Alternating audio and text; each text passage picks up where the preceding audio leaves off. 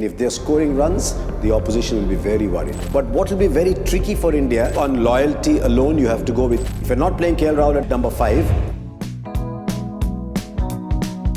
apart from 1 or 2, the Indian team is fairly predictable. I was a little intrigued by the number of spinners used, but I think this is a show of confidence in the batters, as if to say, look, if we do go the distance, we trust you to play 5 games and let's keep all the flexibility that we can have with the bowling. So this is a vote of confidence in the batters that they've only picked those many. When you lose a world-class bowler, someone like Bumrah, the height of his powers, it's a gaping hole. It's not just a scratch or a hole, it's a gaping hole there. And one of the biggest challenges for India is going to be, how do we make up for what Bumrah used to do, which is basically everything. If the going is tough, does the captain look around and say, oops, no Bumrah, now what do I do? So India have just got to say, there is no Bumrah, there's nothing we can do about it, right. Let's see what Arshdeep can do, let's see what Shami can do. And I think India will have to look at it positively, but it's a huge hole.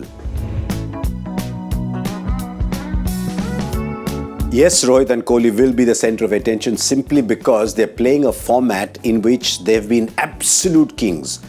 T20 can have its challenges, Test match cricket can have its challenges. I genuinely believe that 50 over cricket, one-day international cricket from a batter's point of view is the easiest form of the game to play.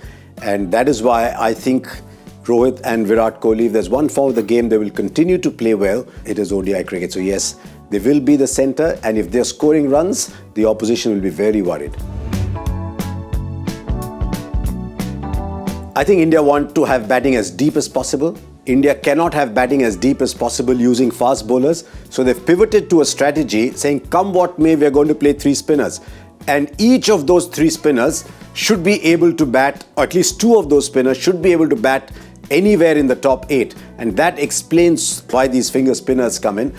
Kuldeep is the odd one out. I still think Kuldeep can bat at 8 or 9. But what will be very tricky for India is not just the 3 finger spinners, but how Kuldeep and Varun Chakravarti get used. I think that will be the key to India's bowling.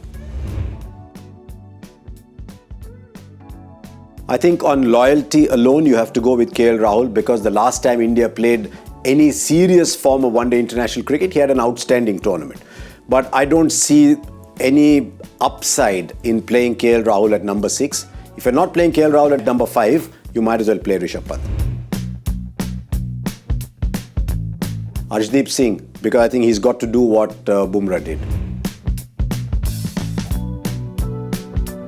In knockout tournaments in the past, India have sometimes been 15 for 3, 20 for 3. I'd like them to be able to make 270, 280 from 20 for 3 if that situation does arise.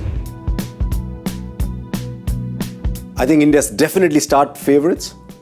If they're crowned champions or no. Look, India's record in the preliminary stage of all ICC tournaments over the last 15 years is second to none. You've lost 3 games out of 35, but you've lost 4 out of 12 in knockouts.